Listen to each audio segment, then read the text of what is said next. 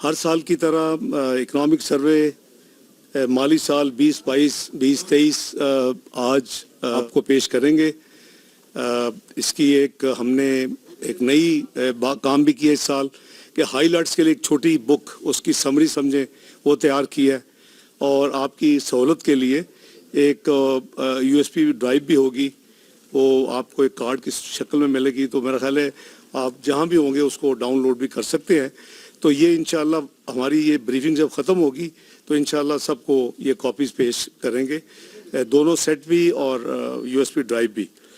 آپ کو یاد ہوگا کہ 2013 کا جو ہم نے ذمہ داری سنبھالی تھی تو ہماری اس وقت تھیم تھی 3 E's. اس وقت اکانومی ٹیٹس کا شکار تھی، بڑے مخصوص حالات تھے، انرجی 18 گھنٹے کی لوڈ شیڈنگ تھی اور ملک میں دہشت گردی تھی. اور وہ 3 E's کے کانسیپٹ پہ ہم نے اپنا سفر شروع کیا، اور Pakistan macro economic unstable country declared تھا جنرل الیکشن سے پہلے 2013 کے، اور کسی کو کوئی پتہ نہیں تھا کہ کون سی پارٹی الیکشن جیت کر آئے گی اور پھر اس کو اللہ تعالیٰ یہ ذمہ داری دیں گے. تو وہ 3 E's جو ہے اس وقت جو حکومت پچھلے سال سے جو اپنے ذمہ داری نبھا رہی ہے،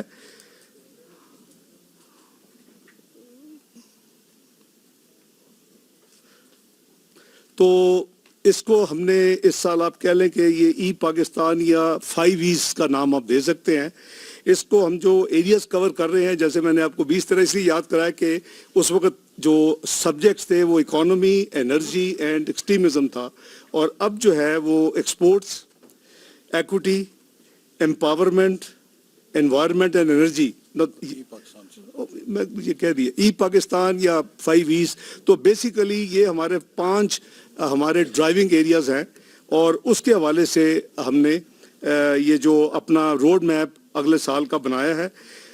اس سال میں ظاہر ہے کہ بیرونی اور ملکی جو عوامل کے حوالے سے ایک بڑا مشکل ترین سال تھا، بڑا چیلنج سال تھا، اور حکومت نے مجموعی معاشی حالات کو بہتر بنانے کے لیے یا ہینڈل کرنے کے لیے کم از کم اپنا بھرپور کردار ادا کیا ہے.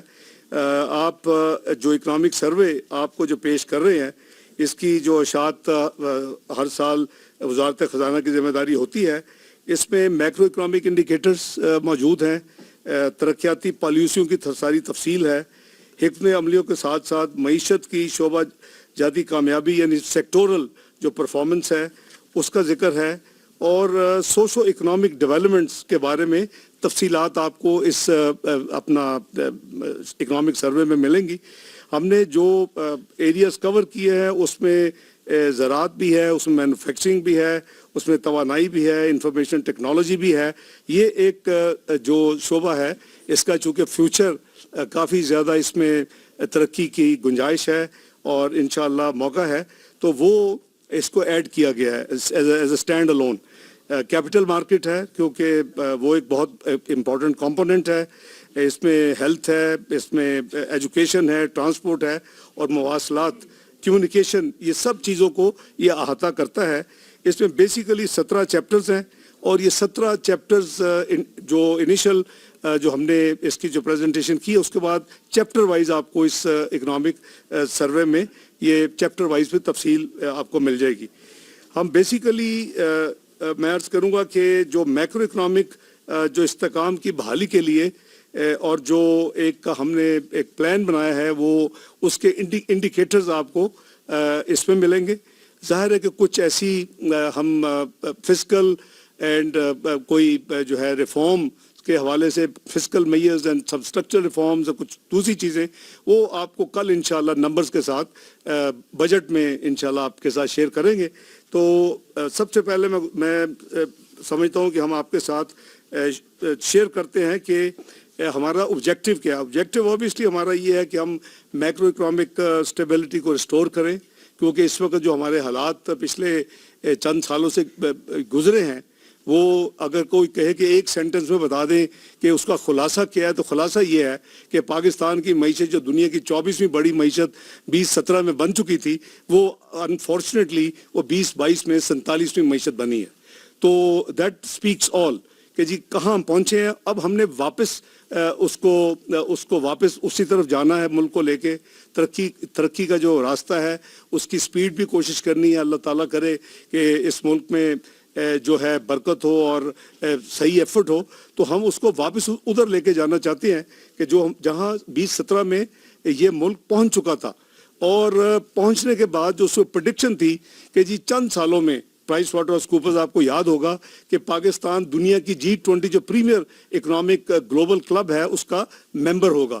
تو وہ جو ایک ہم نے لاسٹ اپرچونٹی ہو چکی ہے, وہ ہمیں دوبارہ یعنی واپس راستہ اسی طرف پاکستان کا مقدر ہونا چاہیے اور سب کو مل کے اس کی طرف کوشش کرنی چاہیے. تو حکومت کی اسی لیے جو فوکس ہے, جو ویژن ہے کہ ہم میکرو اکنامک اسٹیبلٹی کو ساتھ ساتھ ہم inclusive and resilient growth trajectory پر چلے. اور وہ انکلوسیو اس لیے کہ یہ میل ڈسٹریبیوشن نہ ہو ریسورسز کی, ویلتھ کی, اور یہ بڑا اور سسٹینیبل ہو. کہ یہ نہیں کہ جیسے اب جو کچھ ہوا تھا وہ خود اللہ معاف کرے کہ 24ویں معیشت سے ہم گر کے 47 سے بہت زیادہ محرکات ہیں, وہ گھنٹوں بات ہو سکتی ہے, انالائز ہو سکتی ہے, ہو بھی چکی ہے. تو یہ ہماری جو ہے وہ بیسیکلی اگر ہم یہ کریں گے, آپ کے انویسٹر کا بھی کانفیڈنس بلڈ ہوگا, آپ کے جو مارکیٹس ہیں, جو نروسنس ہے, جو پرسیپشنز ہے پاکستان کی, وہ بھی ٹھیک ہوں گی. مثلا آپ دیکھیں کہ سٹاک مارکیٹ کو آپ ایک آئسولیٹڈ آئٹم اگر دیکھیں تو وہ جو ڈی میوچلائزیشن نہیں ہو رہی تھی کئی سالوں سے, تو 2013 میں جب ہماری حکومت آئی ہم نے بڑی زبردستی اس کو یعنی اپنے ذمہ داری نبھائی, اور اس کے نتیجے میں جو لاہور کراچی سٹاک چینجز جو مرج ہو کے پاکستان سٹاک چینج بنی, تو آپ نے دیکھا کہ کس طرح اس نے بھی اپنا سفر ترقی کا طے کیا. 19,000 پوائنٹ پہ تقریباً مارکیٹ تھی جس دن ہم نے 2013 میں الیکشن جیتا تھا, جس دن اوتھ لی تھی میاں نواز شریف نے 5 جون 2013 کو. اس وقت قریباً 21,000 پہ پہنچ چکی تھی, اور ہم اس کو قریباً 50,000 کراس اپنے ٹرنور میں کیا 2017 تک. اور $100 بلین, یہ کوئی چھوٹا اماؤنٹ نہیں ہے. اس کی market capitalization was $100 billion cross کر چکی تھی 2016-17 کے سال میں, جو کہ آپ کا میچ کرتا ہے. اس وقت $70 بلین آپ کے ایکسٹرنل ڈیٹس تھے اور $100 بلین آپ کی سٹاک مارکیٹ تھی. یہ تھا پاکستان اس وقت کا کہ کدھر پاکستان جا رہا تھا. تو ہماری basically as Pakistani, as part of the government, یہ ہماری سب کی ڈیوٹی ہے, اور ہم اسی پہ ہمارے الائز بھی, ہم بھی کوشش کر رہے ہیں کہ پاکستان اپنے اسی راستے پہ واپس جلدی سے جلدی چلا جائے. میں آپ کی خدمت میں یہ گزارش کروں گا تھوڑے سے چند ڈیٹا کے ساتھ کہ اس حکومت نے جو 2022 میں ذمہ داری سنبھالی. میں نے آپ کو پتا ہے کہ چند مہینے بعد میں نے سپٹمبر کے اینڈ میں سنبھالی, لیکن اس حکومت نے لاسٹ ایئر جب ذمہ داری سنبھالی تو پاکستان کدھر کھڑا تھا.